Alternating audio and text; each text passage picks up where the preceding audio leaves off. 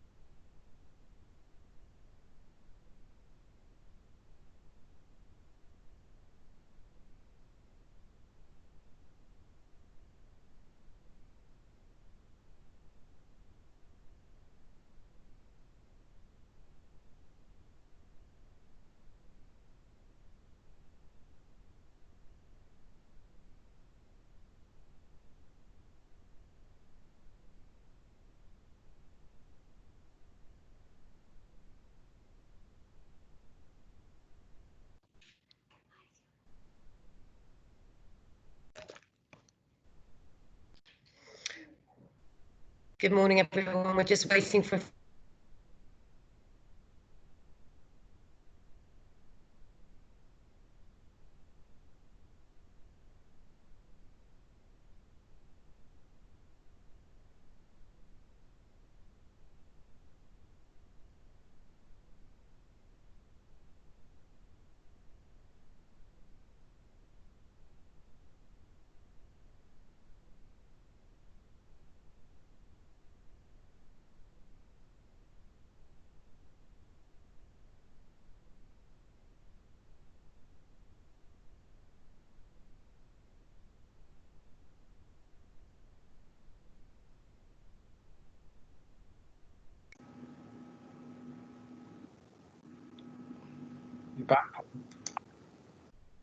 So good morning, everyone. Thank you very much for joining us, and welcome to our COVID-19 Enterprise Resilience Forum. This is week 15 of our forum, and you're all very welcome to be here, and thank you for taking the time.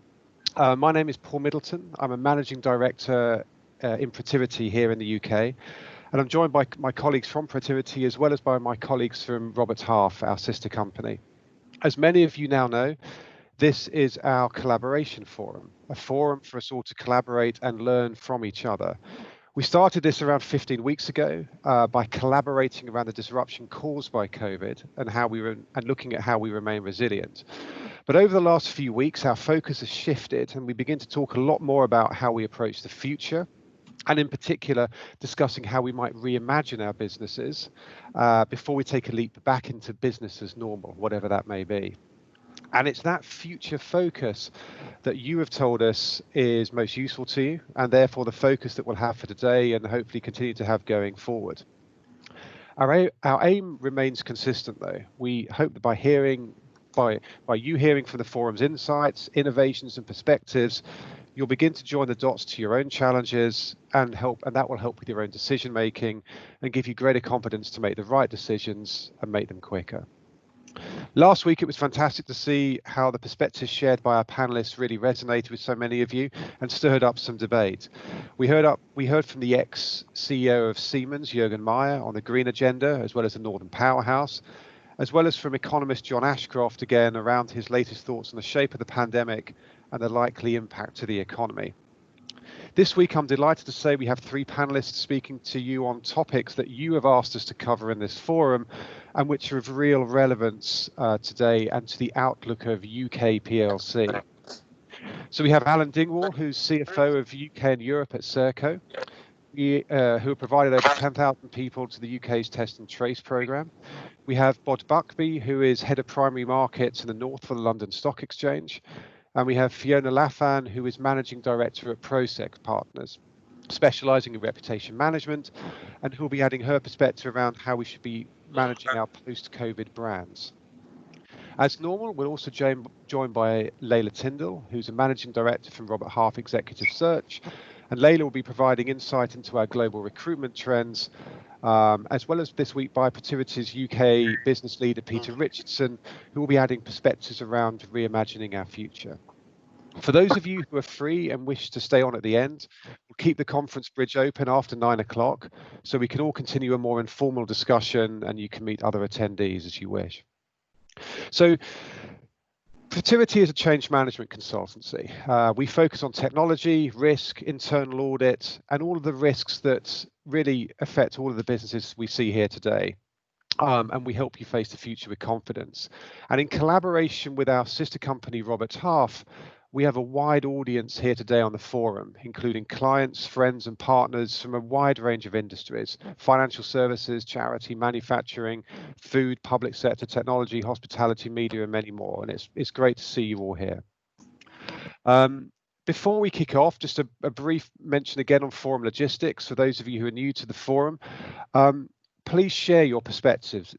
This is your forum. Ask your questions, disagree, agree with the panelists, but please give your points of view. The more you interact, the more meaningful it will be to you all. You can ask those questions through speaking up. As I said at the start, I think I have muted everyone, but as we go through, you can unmute yourself to ask questions, or as many of you prefer, please ask your question in the chat function whenever you wish. For those of you who don't use Teams, you can find that by just hovering over the chat icon and just type in your chat your question or your comment in the chat bar. If you wish to raise your hand, if you wish for me to come to you, please do so. Just click on the raise hand functionality, and I should be able to see that. We're aware that a number of you are dialing in using mobiles as well. If you wish to unmute yourself, please do press *6 if you wish to come off mute if you're on a mobile. So, without further delay, I'd like to go to our normal weekly 2-minute recruitment barometer from Layla, who, as I said, is a managing director of Robert Half Executive Search.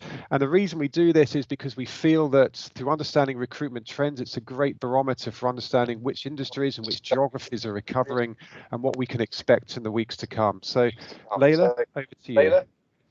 Thanks, Paul. Good morning, everyone, and welcome to everyone, new people who join us for the first time, people who are coming back. Week 15, who would believe it? So I'm going to talk a little bit about what's happening globally for us and a little bit more about what's happening in the UK.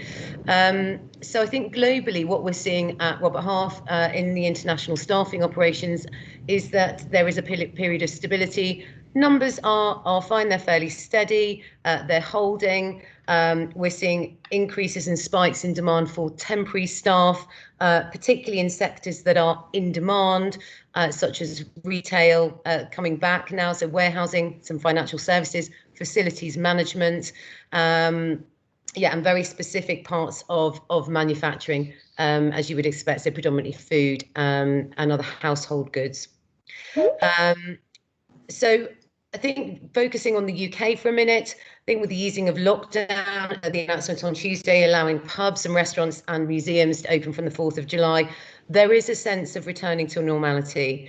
And we are seeing some confidence return to the market.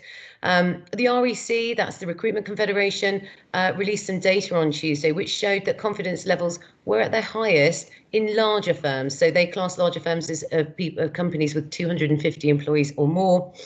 The survey was conducted between the 2nd and the 16th of June and found that more employers are planning to expand their workforce and reduce it in the next 3 months.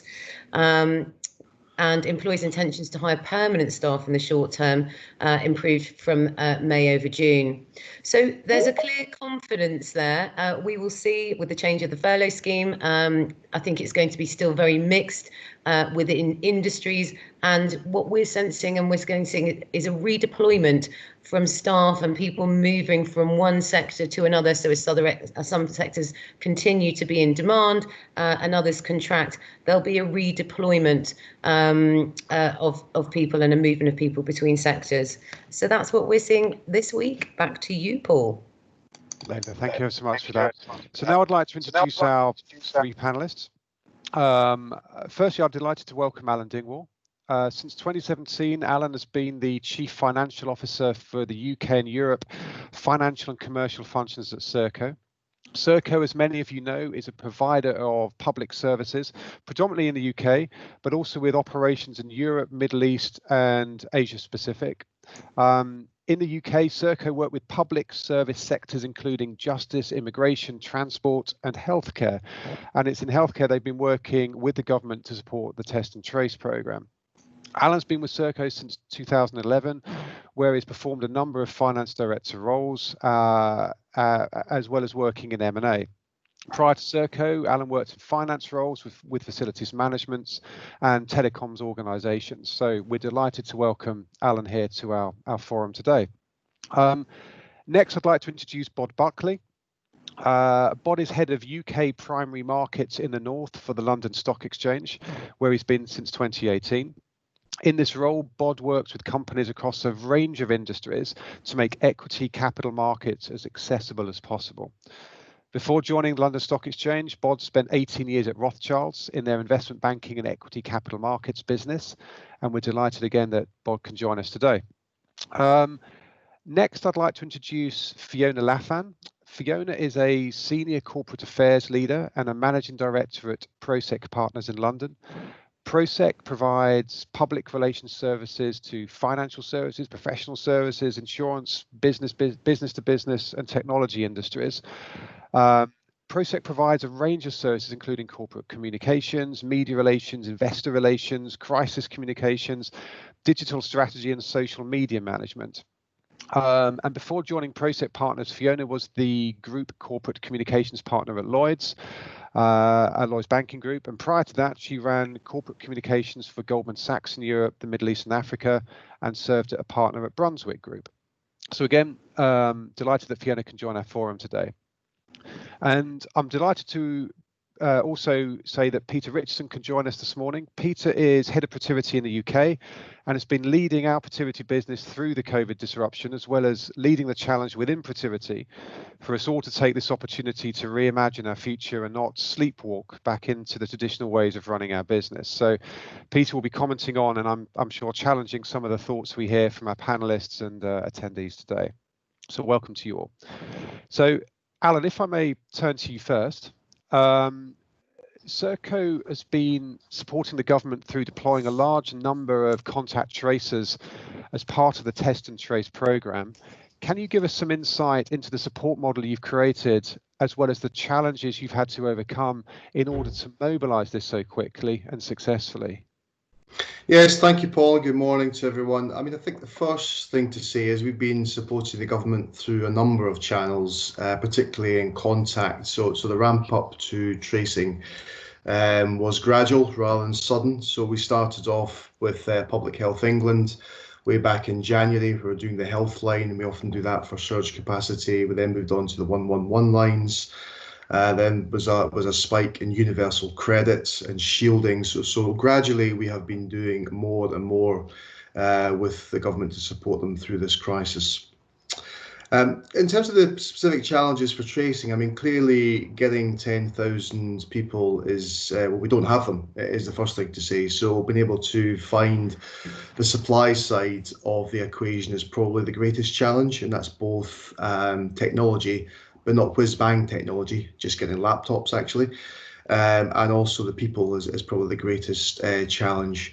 So in terms of the people side of things, we've actually collaborated very widely in the market. So we've even with some competitors. And again, that is something that we were doing very early in the process. So almost as soon as we went into lockdown and it became apparent that there would be labour liquidity, we were talking to competitors such as Sodexo and Capita and Amy to try and pool labour, to try and find where labour could go to fill gaps. That's continued through. We've now got a syndicate of 24 suppliers providing it's actually 12,000 heads, it's about 10,000 FTEs into the tracing lines. So being able to manage the supply side is probably the key challenge. The other one, whenever you deal with government, is commercial. So being able to deal with the commercial side effectively. And Serco has, over the last 4 to 5 years, longer even, spent an awful lot of time rehabilitating itself, and particularly its reputation for transparency, which we now thankfully have got. And that's actually been a cornerstone of our approach, actually, is to be incredibly transparent. So then get on to some of the support networks. So by being transparent, we've got a set of trading principles. We came up with a COVID specific set of trading principles about how we would recover our costs through this crisis. We've had our internal audit team in checking our processes very early on. I mean, this should, and we believe at some point be audited in the future. It's a large amount of government money. And then, of course, supplier management. We've put a lot more time and emphasis on the management of our supply chain to ensure that we can do that effectively. So in a nutshell, I think the biggest challenges we faced were on the supply side, being able to mobilise that number of people quickly, being able to supply them with the kit and tech. The majority work from home. It's not a particularly whiz-bang techie solution to make them work from home, but it is very secure. That's important. And then the commercial side, that was very important, primarily to be both transparent, but also to give value to the customer. Thanks very much, Alan. You traditionally operate large call centres, so how have you managed to transition that to remote environment, and particularly in the world of GDPR and heightened cyber risks, how does your remote team manage the risks associated with the sensitive data your team must have to process and hold? Yeah, again, it's not necessarily the technical solution that is important. Our lines are secure. We are a target at times for nation states, so our cybersecurity is high end. We do run shadow software in the background, which we attack our own networks on occasion. We had a large attack through Asia Pacific just last week. And we've managed to defend ourselves against that brute force attack last week. So our lines are already secure. That part of the technology works fairly well. Again, it comes down to our processes, being able to lock the screens. We've actually sent over 1,000 laptops into users who are now working from home. Donations, you might call them. I'm not sure we'll ever see them again, but nonetheless, they're out in the field. Getting them to those people was part of the solution. The GDPR is very much a process, so it's very much asking people whether they consent to the data, being able to record they consent to use the data. On tracing, it's not particularly sensitive data. When you get to the Department of Work and Pensions side, it can be very sensitive data. But even on the Department of Work and Pensions, this crisis has provided the impetus for that customer to consider working from home, which they had real resistance to before. And really the biggest security risk we face, Paul, is somebody standing behind the caller agent and perhaps, writing down what's on the screen or taking a photograph on their phone. That's the fundamental risk that we face. Thank you, Alan. Just now reflecting on some questions coming through on the chat, and again to everyone, just please start putting those through, or as I say, kind of raise your hand or call out your questions. To ramp up recruitment so quickly and to keep up with that demand, how have you had to change your processes to do that in order to both meet the demand but also to meet the quality criteria that your client, in a sense, the government demands? Yeah, that's really interesting. Actually, we've now got an onboarding process which we refer to as speedy boarding. We can get people through the process in something like 10% of the time it used to take. And in fact, what some of the checks we're doing after the fact. So in terms of employment checks, they've got to be done up front, but some of the more qualitative checks, they're happening now after the fact. Look, I think it's like this. I think with these, and this applies to our customers as well. Where there's a will, there's a way in these circumstances, and I think that is one of the things as an organisation we really want to take away from this crisis is just pace. And pace that is inspired by focus. I think just a focus on the front end and getting it done. It can knock an awful lot of blockers out of the way. Being able to reduce your onboarding process by 90% is not a bad KPI to take into the next phase of this. Yeah, absolutely. And I'm sure that will resonate with everyone. So within that environment, so you had 30,000 people to begin with. How do you, with so many new inductees and so many, well, all of them presumably working remotely, how do you nurture that sense of team and purpose and culture with such a disparate remote team? Yeah, and remember that many of that team are employed through subcontracts. So we have got a federation of organisations. Some of them, as I said before, competitors So they're not all of our Circle colleagues. We have redeployed a number of colleagues, so we also run about 20 leisure centres in the UK. Paul introduced me earlier. He mentioned about 4 or 5 things. If he'd mentioned all the things we do, we'd still be talking. We do so many different things. So we've redeployed some people from our leisure centres into those tracing lines. We've been agile, bluntly. In terms of whether they continue to be colleagues, it is, I think, a transitory service. It may be with us for some time. The sense of team comes from being the tracing team rather than Circle team. So I would say it's a tracing team first, Circle second. And that's the identity those people adopt. Okay, all right. And then it's interesting to see, I think, a couple of questions now coming through with similar themes now around, how long do you expect to have to run these facilities for? And I guess linked to that, what thoughts you got around technologies you could implement to make the process more efficient over this time period?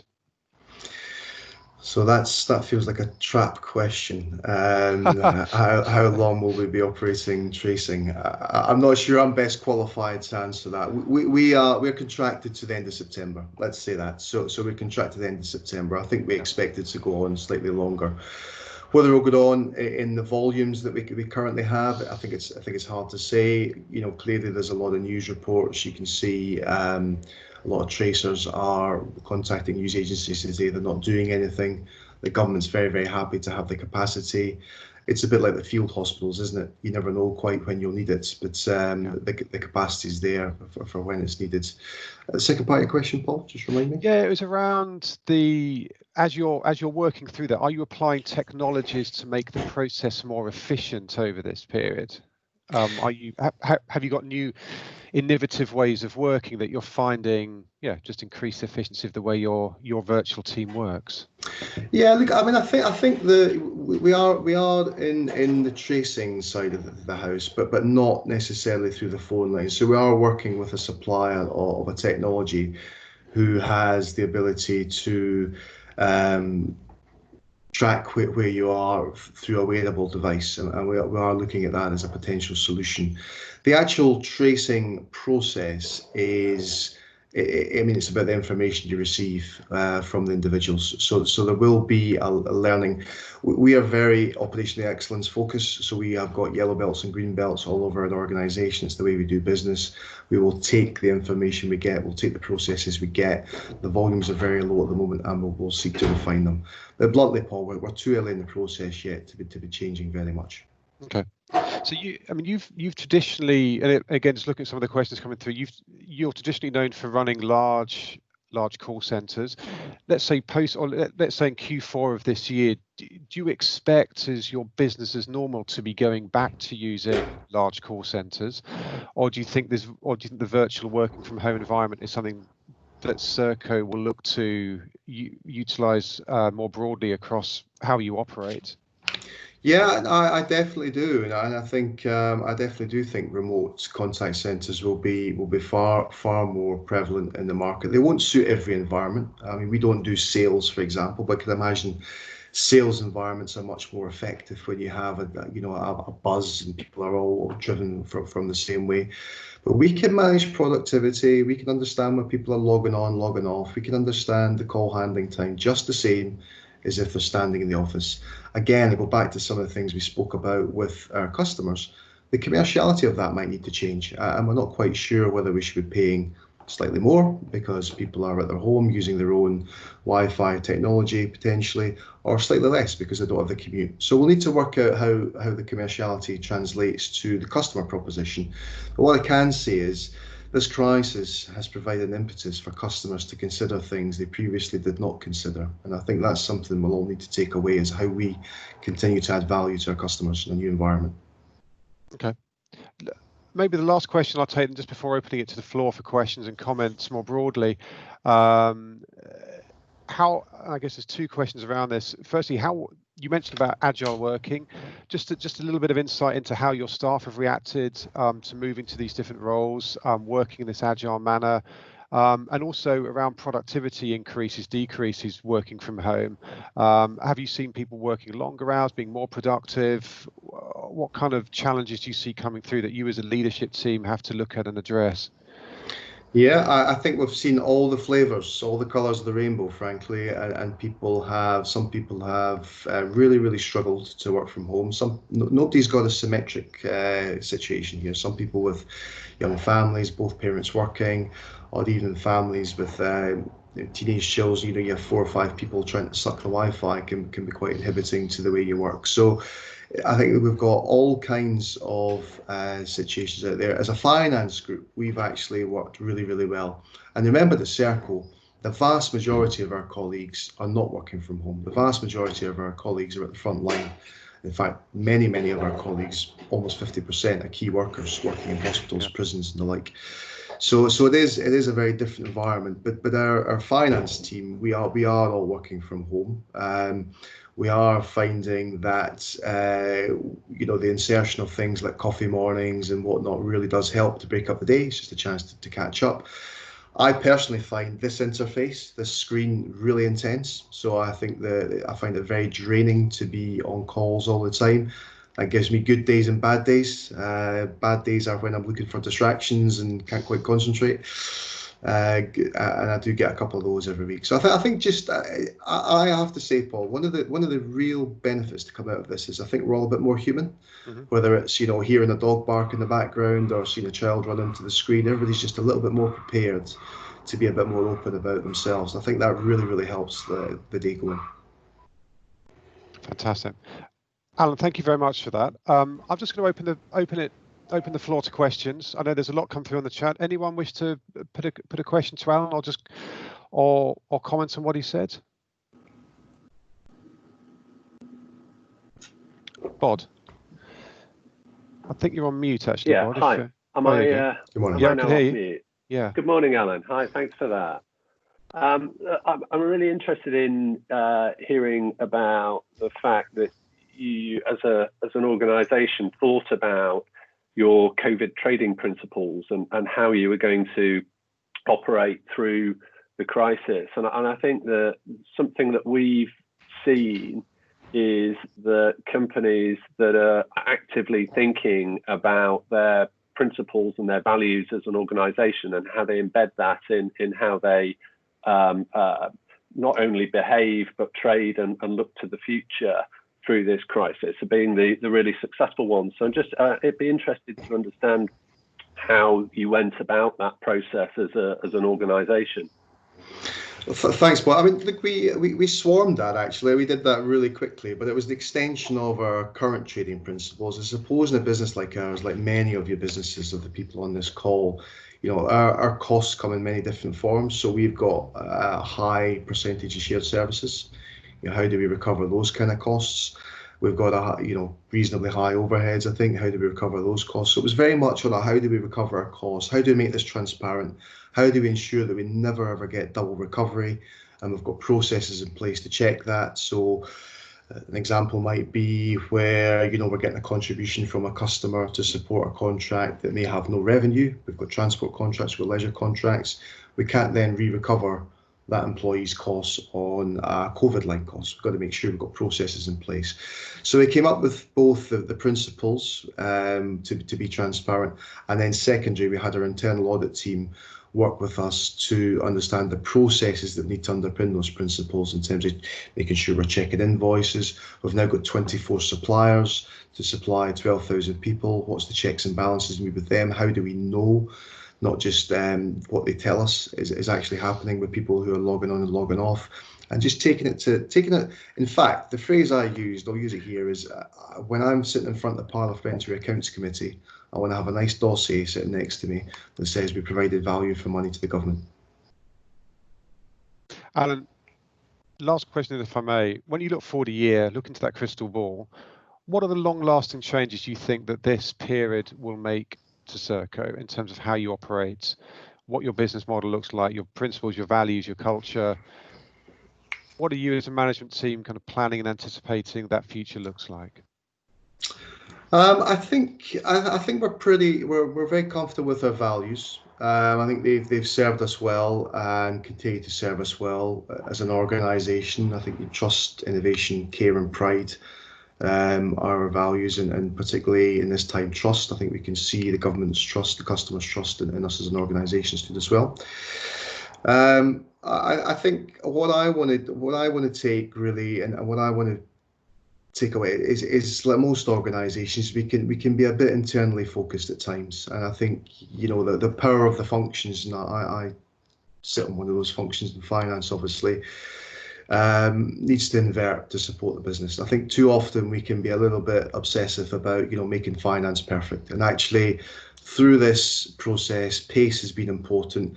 Getting it right enough has been important, and really just making sure that everything we do supports the front line. It's like we feel well placed. We've got strong liquidity. We've got a good business model. We've not had no impact. We've had quite acute impact in some of our businesses, but we've got the ability to withstand it. We've got a strong balance sheet, and we'll be looking to fuel the next phase of our growth and recovery. Fantastic. Alan, thank you so much for that. Thanks very much. I'd now like to turn to Bod Buckby from, as I mentioned before, Bod is the Bod works at the London Stock Exchange and leads a lot of their operations in the north of England, giving people access to capital markets and equity markets. Bod, you speak with CEOs, brokers, investors, fund managers. Could you maybe start with just giving us an idea how listed companies in the financial markets have responded to COVID very briefly before we turn to looking at how they're looking at the future and the impact in different sectors of the economy? Yeah, absolutely. Thanks for the invitation to join this morning. There are several common themes that it's great to hear Alan talk about here as a public company quoted on the stock exchange, in terms of pace, in terms of looking at values, making sure that the companies are developing relationships and reputations for trust, rather than eroding reputations, as we've seen in some cases. And I think that the final point, which has been a major theme over the last few months for quoted companies, is and all businesses really, is liquidity.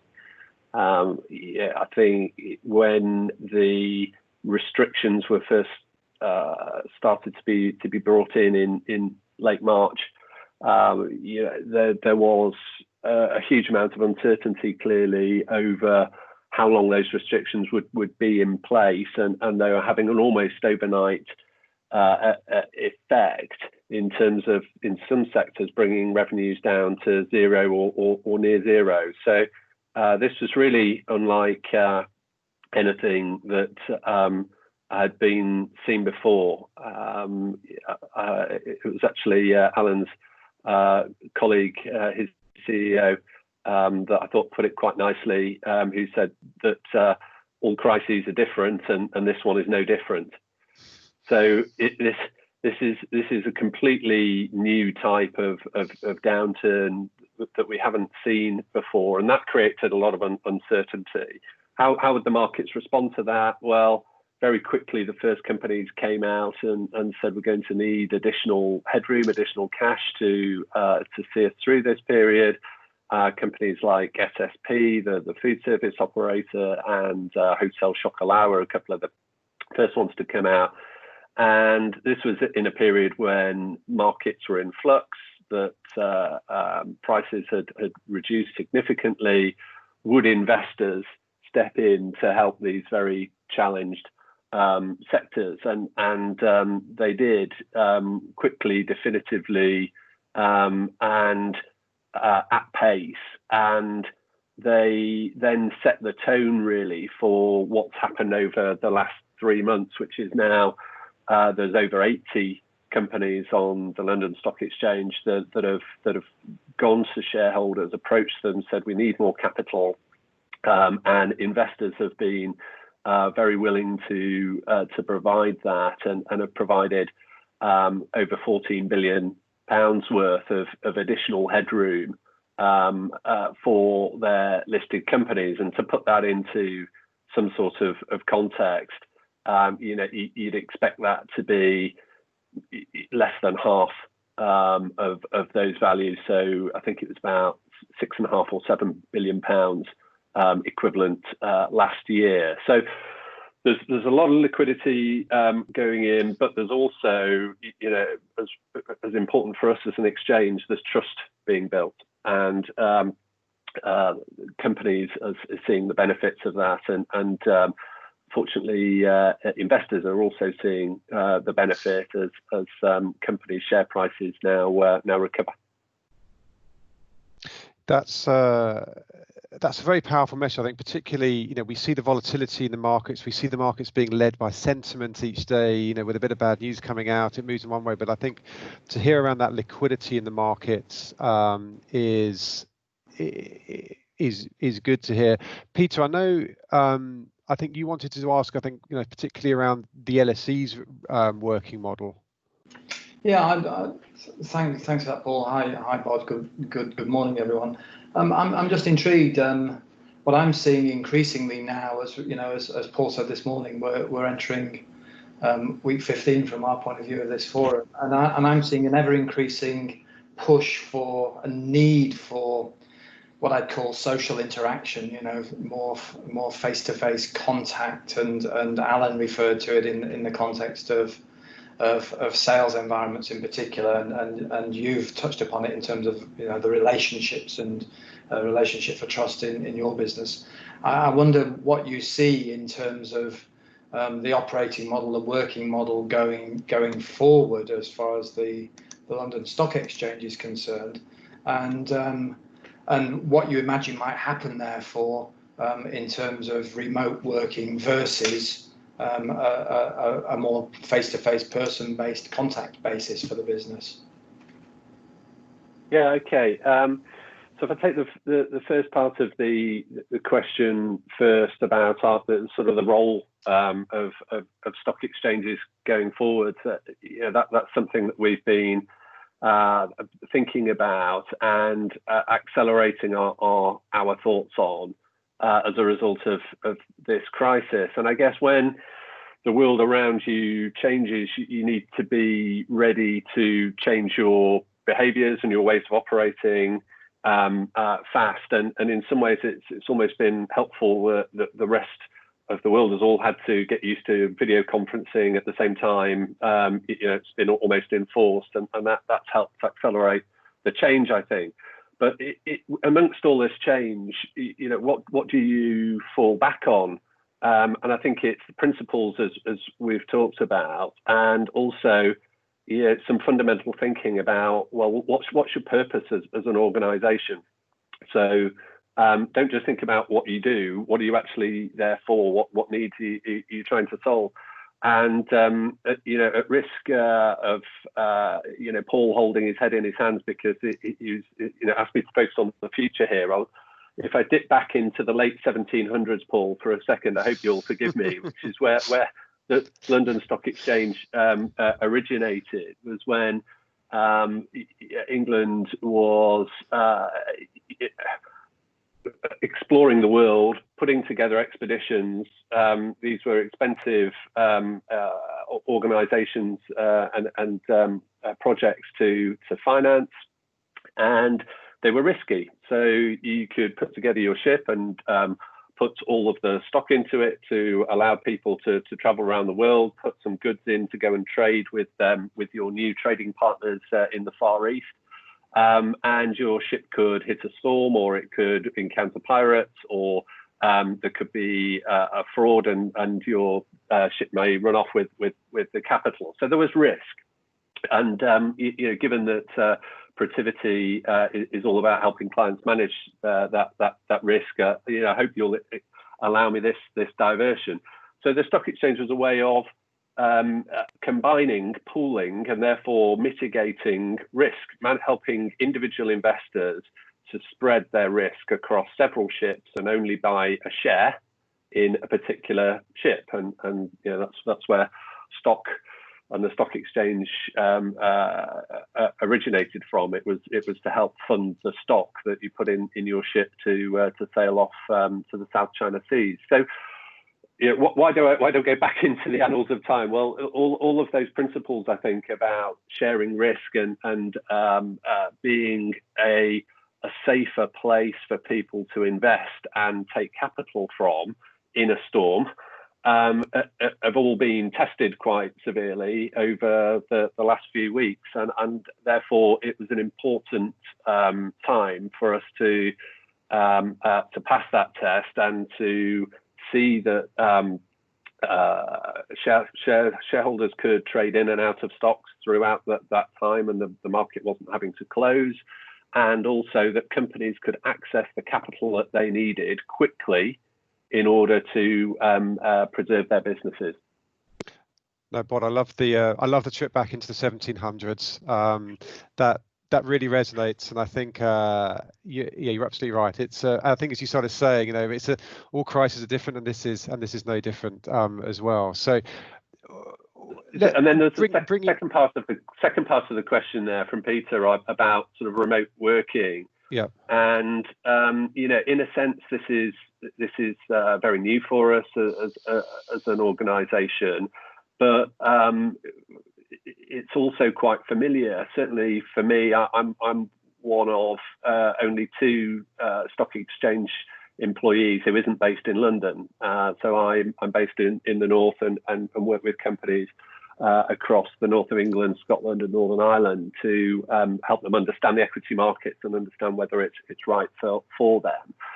And therefore, I've been working remotely and working from home a couple of days a week for the time that I've been with the exchange. So it's great that the rest of the exchange is now catching up. But actually, we're a very global business as well, and we've got people all around the world, 5,000 people, employees.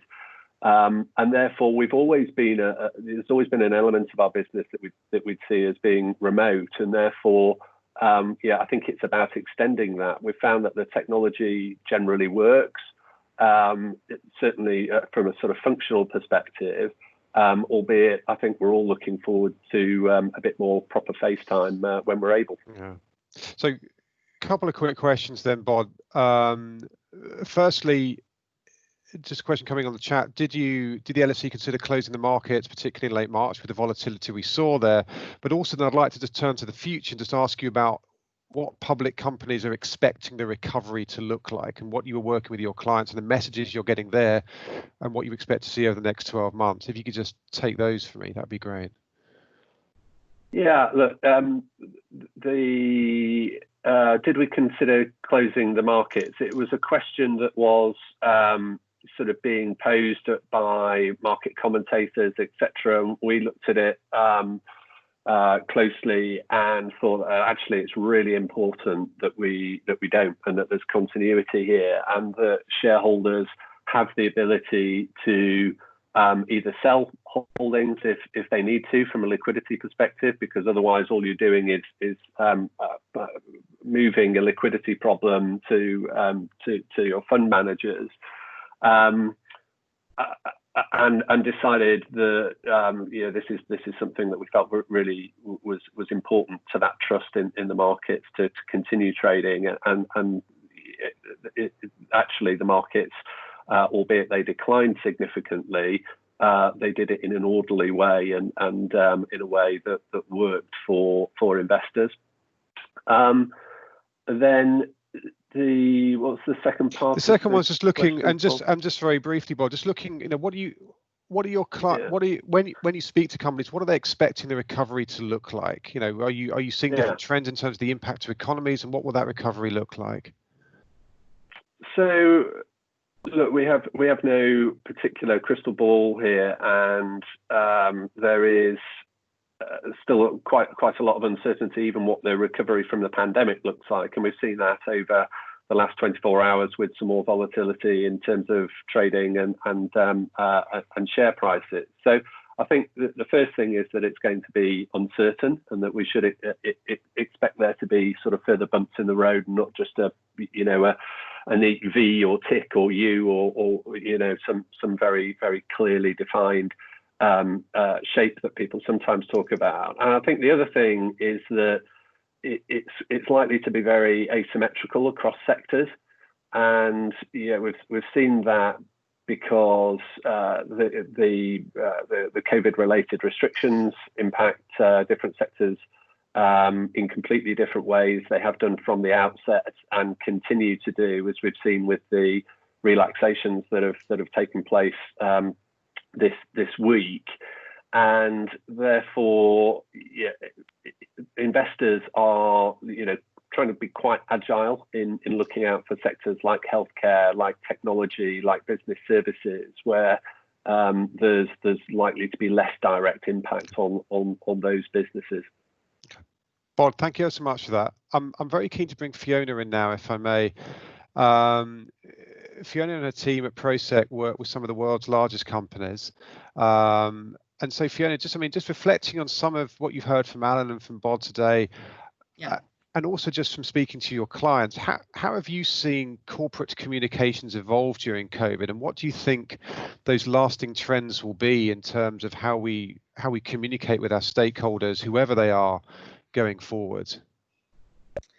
Yeah, thanks, Paul, and great to be here. And a lot of what Alan and Bod have said has resonated, particularly the draining nature of video meetings, even if they are very efficient. A couple of themes I want to call out here, and welcome comments from the audience as well.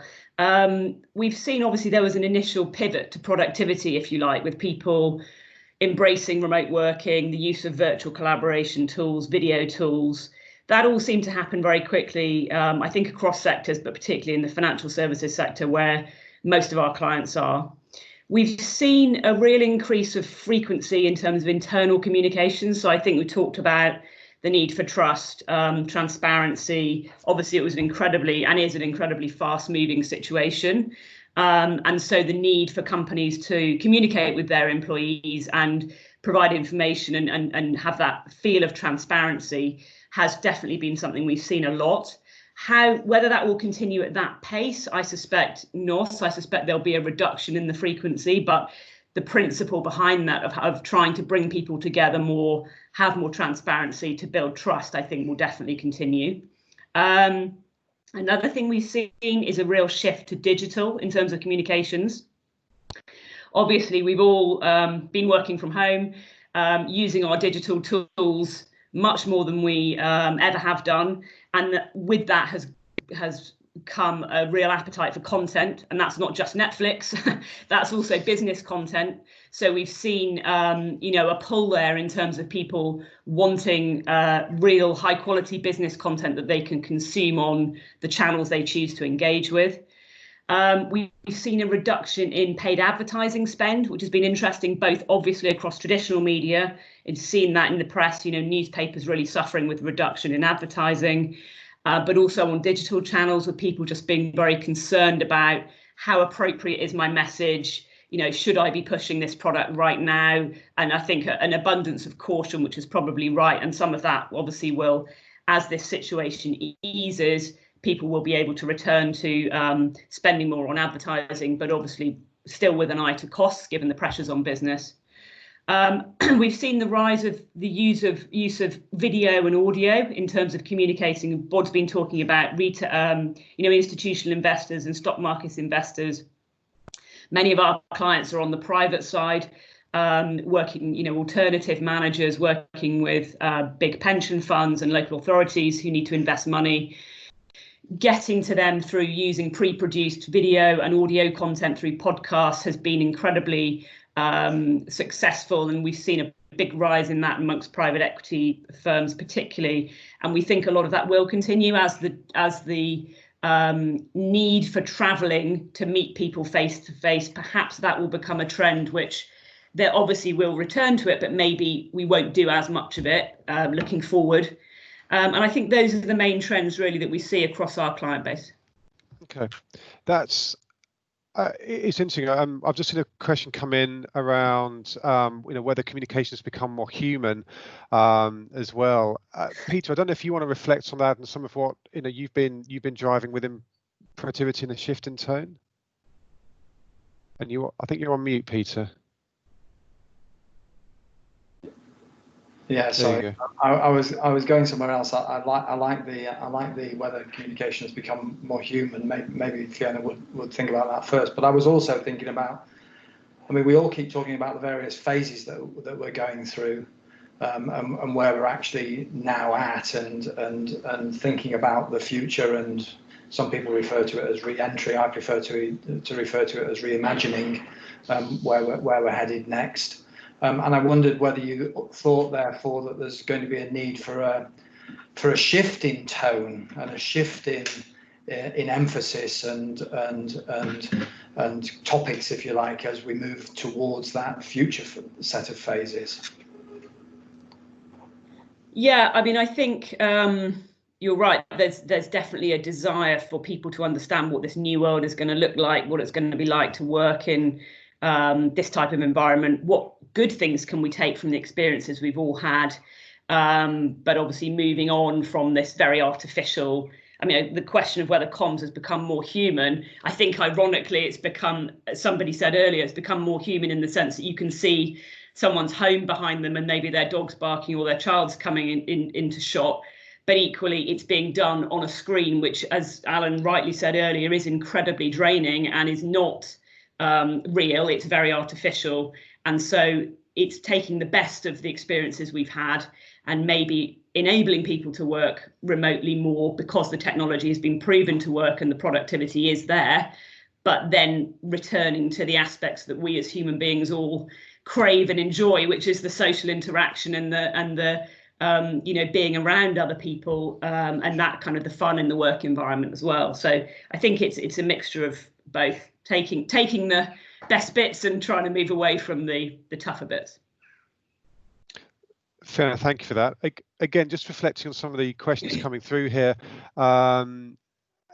Have you seen activities with your customer or with your clients where you see mistakes being made? Where brands or company are making mistakes at this time? And I guess conversely, what do you think then are the current priorities from a communications perspective that the people on this call should be focusing on?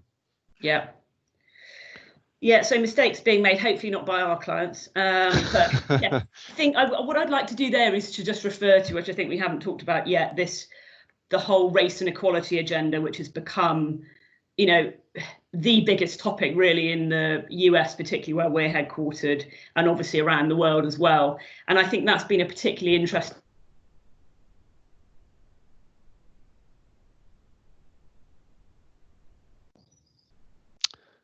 I don't know if it's me, but I think we've lost Fiona there. It's not. I think Fiona's frozen for a minute. Fiona is frozen. Okay. So I wonder if I could just maybe build on one of the themes being discussed there, and maybe turn to Alan and to Bod on this. I mean, we're in the middle of Pride Month, and there's a lot of focus, as Fiona was referring to, around inclusivity and the people agenda. How have you, as leaders of business, what do you see the changing role of leadership in increasing diversity to help drive the innovation agenda and in terms of driving forward our businesses? Yeah, that's a really good question. Go to you, Alan, first of all. Sorry. That's a really good question, and let me start by saying that this year I've taken up the sponsorship of our Embrace group, which is our Black, Asian, mixed ethnicity group for all the cultures, and really that was about me realizing, I suppose, given my age, my skin tone, and my accent, I'm probably consider myself part of the problem for too long. And really was not sure how to help. And I think we've got a very active diversity and inclusion group here, which is funded. We've got roles in the organisation. We've got a very diverse workforce. But when you look at our leadership teams, they're not. And why is that? That's the question. When I went to recruitment, I could not get. Can you hear me? Yeah, we can hear you. Yeah. I could not get diversity in my shortlists, but I didn't know how to solve it. I still don't know how to solve it, but what I do know is I'm part of the solution. And I think being able to reflect on what I can do rather than consider what I can't do.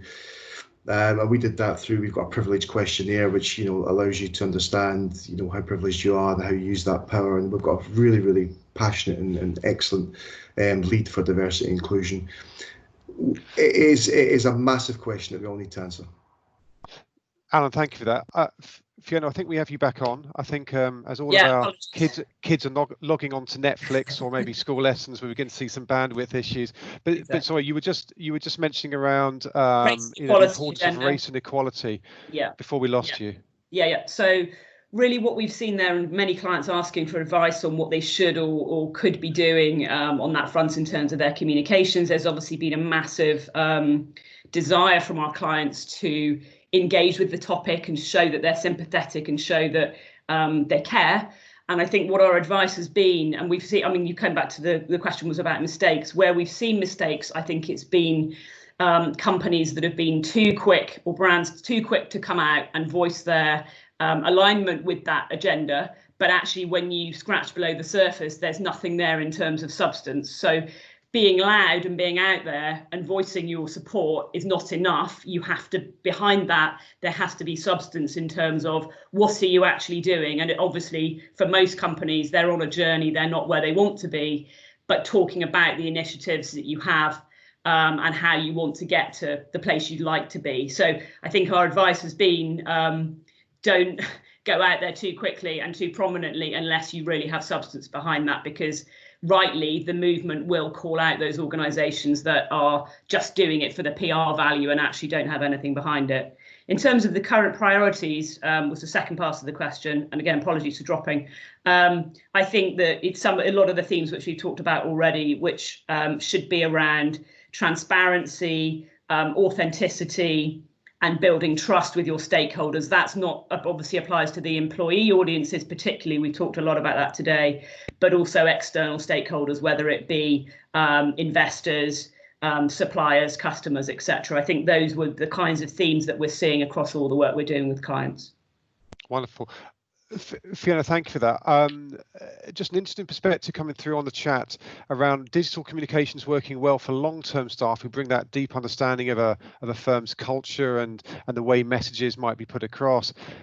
How do you overcome that for new staff? Particularly, let's say they're in Alan's business where they're going through a large recruitment phase. How do you manage that in terms of staff acclimatizing towards those type of messages and understanding them?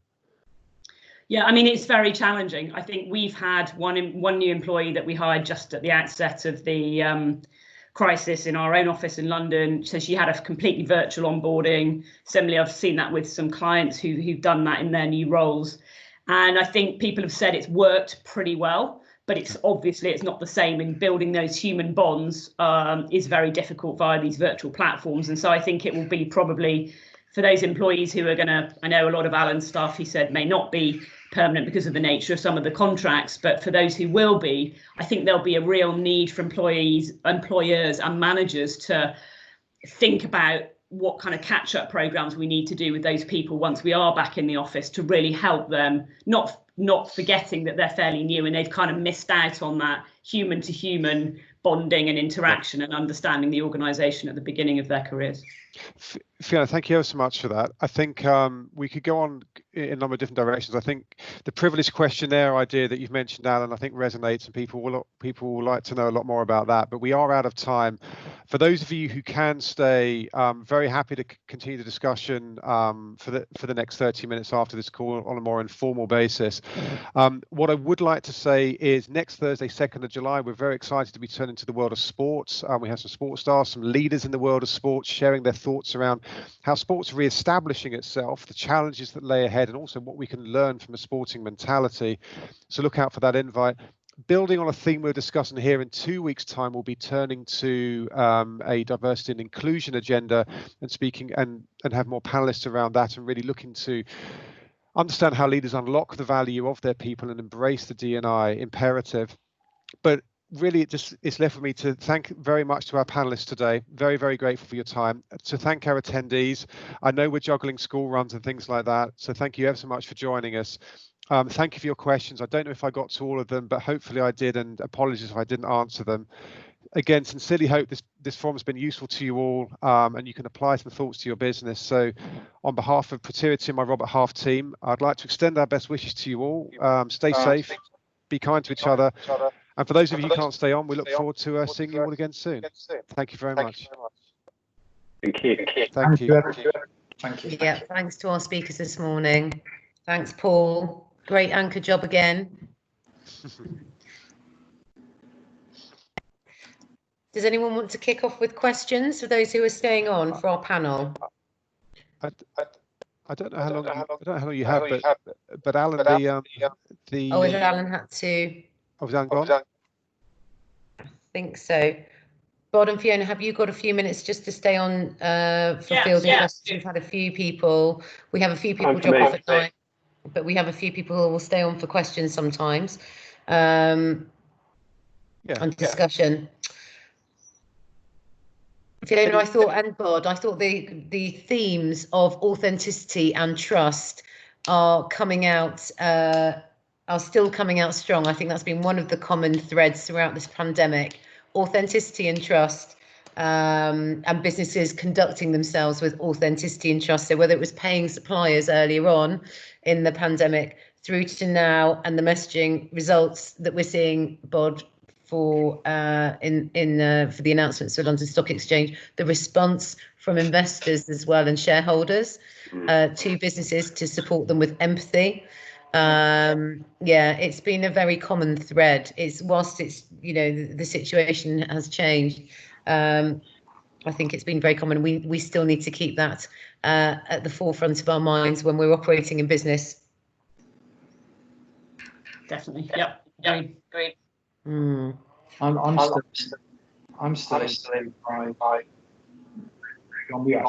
makes us exactly. Sorry, Peter, there's a bit of an echo here. What I'm just going to do is mute everyone very quickly.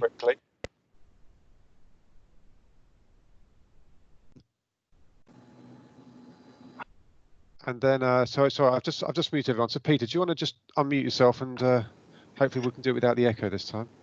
Yeah, I'm still within our own business. Actually, I'm challenged and considering in particular, actually, the resistance to change going forward, because the shock of this has made change actually, I think, relatively easy so far, because we've just had to react, and we've been very tactical and done that across businesses generally very well. What we're now facing, I think, in trying to retain some of the benefit from what we've learned so far, is a resistance to that, because people actually want to go back to the past, to where we were before, back to the old world where they were more comfortable. And I'm trying to say, actually, yeah, I understand that, but I also want to benefit a lot from what we've learned and done so far, and bring back some of that into the future with us. And that's actually quite hard, and getting the best from that, and gleaning all that, nurturing all that, I think is going to be quite tough for us. Yeah, I think there's definitely a craving for, as you say, returning to the bits that we miss from how it was before. But I hope that when we are kind of, from a work perspective, back in our office environments, and we can see that, yes, we can keep the best bits from that, but actually taking some of the positives from how we found the ability to adapt and change through this crisis. I think it will be easier once we are back in the office environment, because I think it's that craving for what isn't there at the moment. So I'm hopeful. I agree with you. I think that it's been easier to change because we've had to, but I'm hopeful that we'll be able to get that mix of the old world and the new world. Yeah, I'd go further than that though, because I noted your terminology then.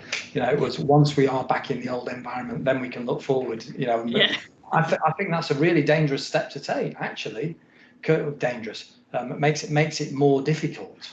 Yeah. Because once people get back in that old environment and feel comfortable with the slippers back on, then driving that change, it becomes more difficult. So I'm wanting to sell that change before we get there. Yeah. Before we get back. Yeah. Yeah. I'm sure you're right.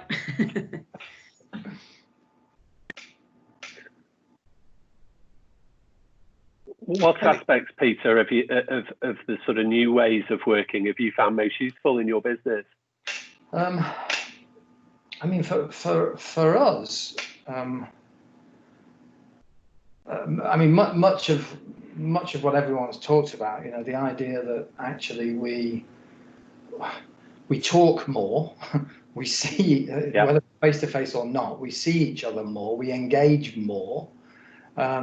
We've actually been really creative in terms of some of our, you know, innovation around product, innovation around go-to-market activity. We've been shocked and forced into coming up with new ways of doing all of that, and our teams have been really creative in how they have engaged with each other within those teams.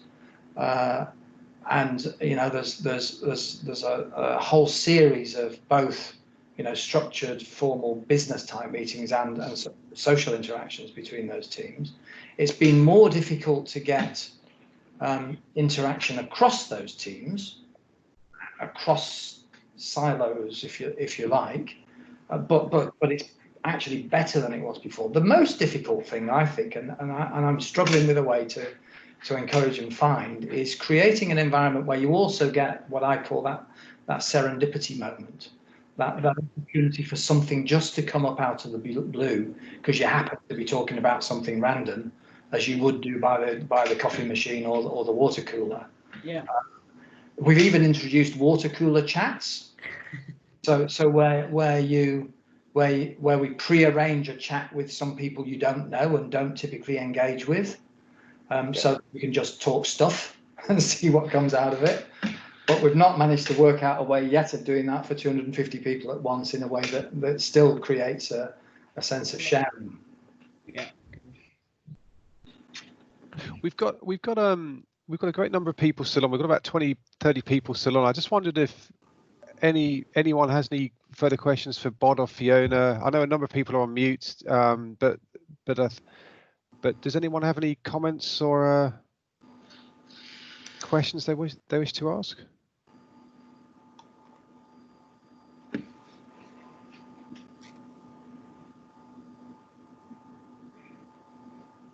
Okay. Is that just one thing then, Fiona? I mean, just one thing that we discussed as a question to take to all of you as well was just around. It's a bit of an elephant in the room at times like this, but it's Brexit.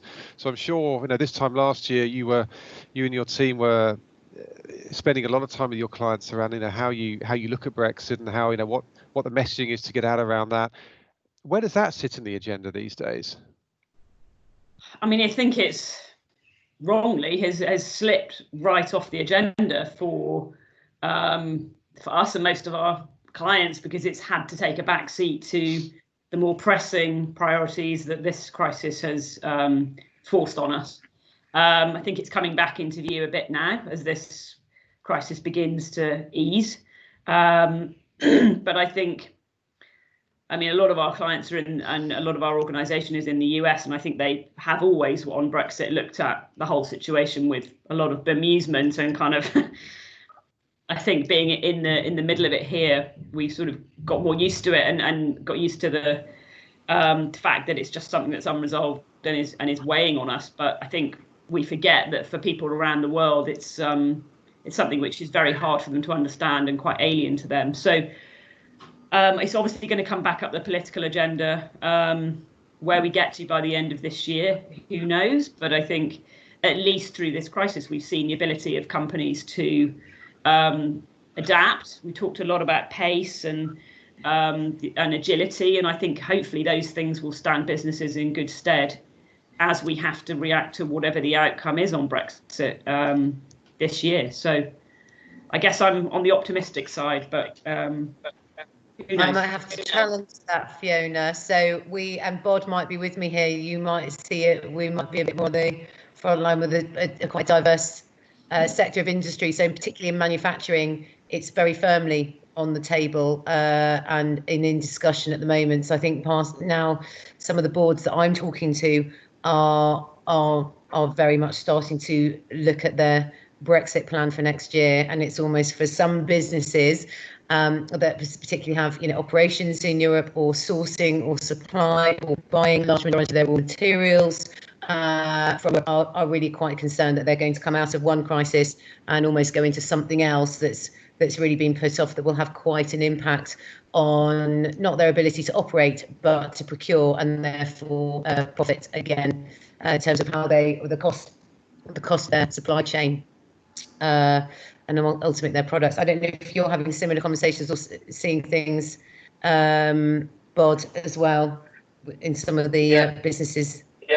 Yeah, I think that planning is exactly what we've been seeing, and exactly what we're doing as an organisation as well. And we're meeting on a at least weekly basis again now with a committee to really plan what the actions we need to take are as an organisation across a range of different potential outcomes. And I think the planning is in good shape. I think we are as ready as we can be for any flavour of Brexit, but the uncertainty is layered on uncertainty on uncertainty is not helpful.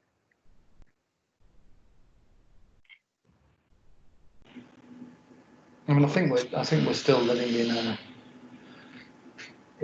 a protective bubble, aren't we? We're still, or I don't know if it's a protective bubble, we're still living in a certain series of bubbles, if you listen to Boris, but there's still an odd bubble that we're living in as far as our businesses are concerned. And I mean, not only is it Brexit, but there's then the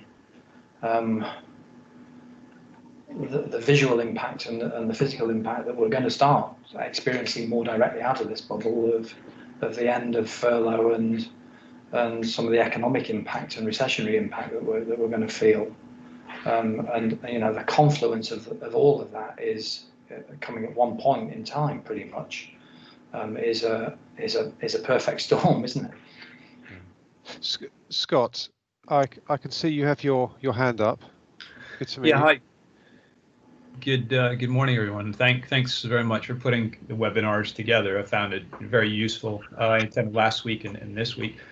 Just a kind of a general comment, as one of the kind of leaders in the UK, staffing and recruitment market, do you see your roles as one of being kind of reactionary to your clients' needs, or do you see your role as one of leadership in this situation? And the reason I guess I asked the question is because everyone's very tentative today, and businesses, it's a triple bang scenario. There's Brexit, there's the pandemic, there's IR35, and there's a wealth of transformation consultants and a lot of your resources kind of idled at the minute.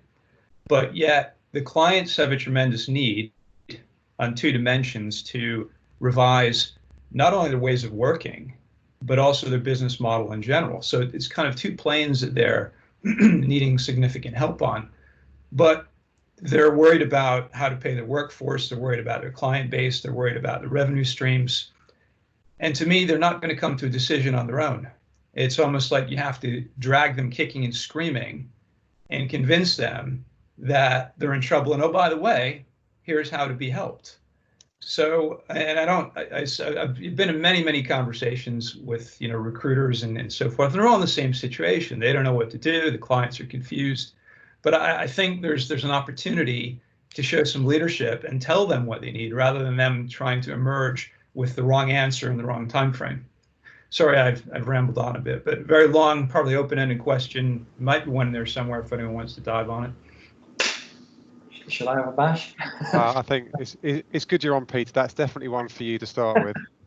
I mean, so yeah. I mean, we're unique actually in the market as an organisation, as an enterprise, in being a consultancy firm that's twinned with and part of one of the world's largest, if not the largest, recruitment companies, and therefore we come at that question from all sorts of angles. We come at it from the perspective, from time to time of, we provide people, we respond, we provide burst capacity, we are reactive and tactical to that extent in responding to stated needs of our client, and I use that word deliberately, that phrase, stated needs deliberately. At the same time, we're a consulting firm that delivers projects and delivers those outcomes through our own consultants and the associates and interims that we work with. And our job in doing that, I think, is to get beyond sometimes the stated need and understand the real problem.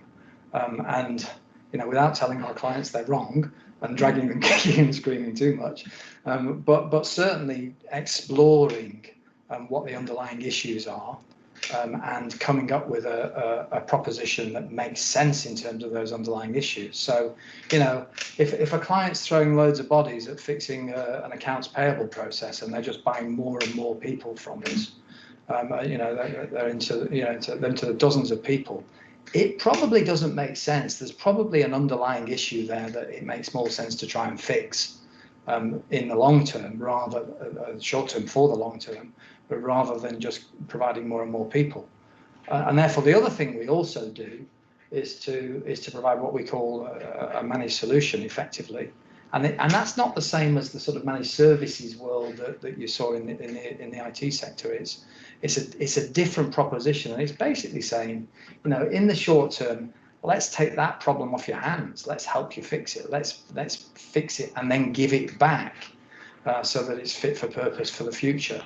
So I think we come at that question from a number of angles, therefore, and as I started by saying, I think we're I was going to say somewhat unique. I think we're unique in our ability to deliver in that way.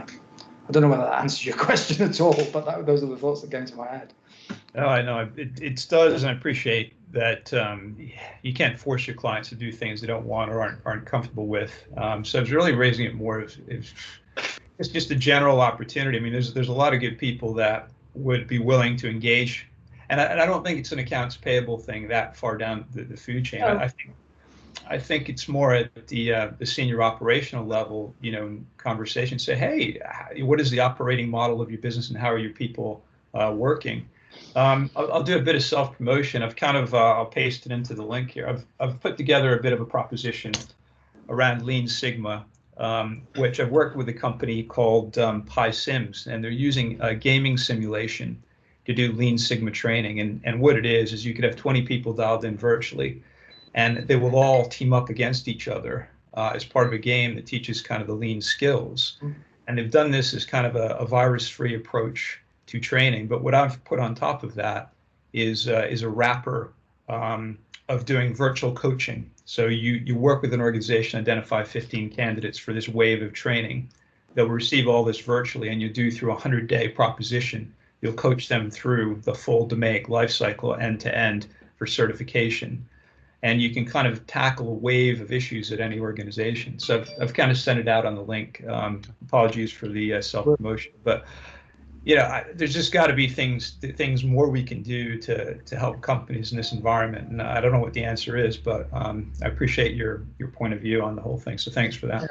No, I mean, I didn't mean to imply that by the way, through the AP example, that's the only way we would respond to that. I take your point. We have. You may know, of course, we have a business performance improvement team that's all about, as the name suggests, improving operational performance, changing operating models, and particularly the operational effectiveness and efficiency of those operations and processes. So we'll look into it, and I'll get some of my BPI colleagues to have a chat with you. I much appreciate it. Thank you, guys. Thanks for your time and all this together. I know it takes a lot of effort and energy, so I appreciate it. Thank you, Scott. I'm being invaded. I'm going to switch my mic on. Thank you very much there, Scott. I'm just looking down the list. Any other comments, questions, perspectives anyone wish to share, or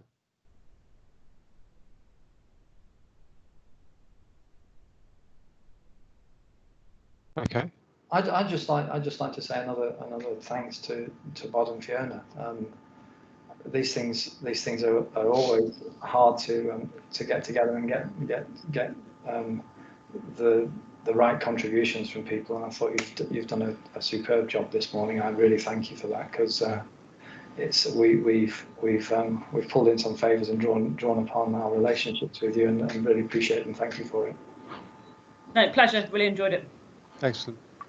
Likewise. really great event. I've dialed in for the last couple now, so I think it's a really helpful forum, and great to see you getting such strong traction in terms of viewers. So that's great. It's great. Thank you, Bob. Well, next week hopefully we're changing track a little bit, and we're going to as I say, the sports world. Just for a number of reasons, there's a public interest element there to understand how different sporting events are opening up from the sports we see every weekend, but also the big events as well. But also there's a little bit of a mentality with the kind of sports people as well. Like, even in the face of adversity, how do you then, if you were training for Tokyo and that disappeared, how do you then keep focused on that? That kind of mental resilience angle as well, I think, is interesting to just tap into from a business perspective. So we'll hopefully get a little bit of variety of that, and then I'd say kind of go back to I think one of the some of the points you were talking about, Fiona, around diversity and inclusion, but a lot more digging a lot more into that as well. So Yeah. Right. Wonderful. Well, look, thank you all ever so much. Thank you. Again, I would echo that. Thanks, guys. Thanks for coming on with your time this morning. It was really great. Thank Pleasure. you. We'll speak soon. Take care. Thank you. Thanks. Bye-bye. Thanks all. Bye-bye. Thank you. Bye.